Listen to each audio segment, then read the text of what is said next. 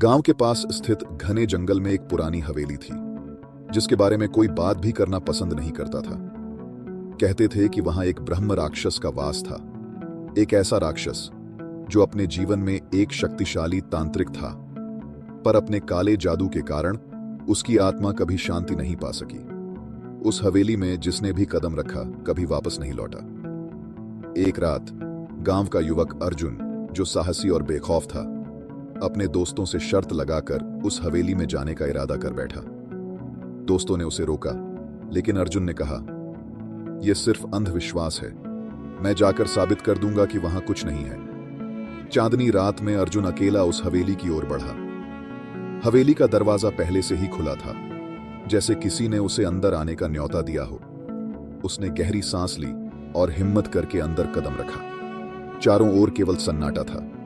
दीवारों पर धूल जमी हुई थी, फर्श टूटा फूटा था और एक अजीब सी बदबू हवाओं में घुली हुई थी। अर्जुन ने चारों ओर देखा और तभी उसे लगा कि कहीं से किसी की आवाज आ रही है, एक धीमी गूंजती हुई हंसी। उसकी सांसें तेज हो गईं, पर हिम्मत नहीं हारी। उसने उस आवाज का पीछा किया और एक अंधेरे कमरे के कोने में उसे एक छाया दिखी।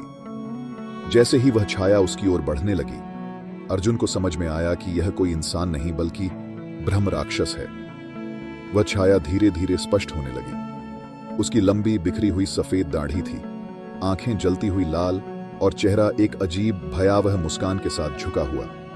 उसने अर्जुन को घूरते हुए कहा, तुम्हारे जैसे कई लोग आए हैं और हमेशा के लिए यहीं रह गए हैं। अर्जुन के पैरों तले जमीन खिसक गई, पर उसने खुद को संभाला। उसने राक्षस को चुनौती दी, तू मेरा कुछ नहीं बिगाड़ सकता। ब्रह्म राक्षस ने एक तेज चीख के साथ अर्जुन पर हमला किया। अर्जुन को लगा कि उसकी हड्डियां टूटने लगी हैं, लेकिन तभी उसे अपनी जेब में पड़ा रुद्राक्ष का माला याद आया, जो उसे उसके दादाजी ने दिया था। उसने माला निकालकर ब्रह्म राक्षस की ओर बढ़ाई। राक्षस पीछे हट गया। उसकी आंखों में डर था। अर्जुन ने समझ लिया कि यह माला उसे रोक सकती है। अर्जुन ने माला से राक्षस को पीछे धकेला और तेजी से दरवाजे की ओर भागा, लेकिन दरवाजा बंद हो चुका था और हवा में ब्रह्म राक्षस की गूंजती हंसी फिर से सुनाई दी। अर्जुन ने पूरी ताकत से दरवाजे पर धक्का मारा और किसी तरह वह खुल गया। बाहर पहुंचते ही उसने एक जोरदार आवाज सुनी, जैसे किसी के चिल्लाने की, और फिर सब शांत हो गया। अर्जुन भागते हुए गांव में वापस आया। सुबह जब लोगों ने उसे देखा तो उसके चेहरे पर सफेदी छाई हुई थी। किसी ने उससे कुछ नहीं पूछा, पर सबको पता था कि वह ब्रह्म राक्षस से सामना कर चुका है। लोग कहते हैं कि अर्जुन के बाद अब तक किसी ने उस हवेली का रास्ता नहीं पकड़ा। कहते हैं कि ब्रह्म राक्षस अब भी अपने अगले शिकार का इंतजार कर रहा है, उसी हवेली में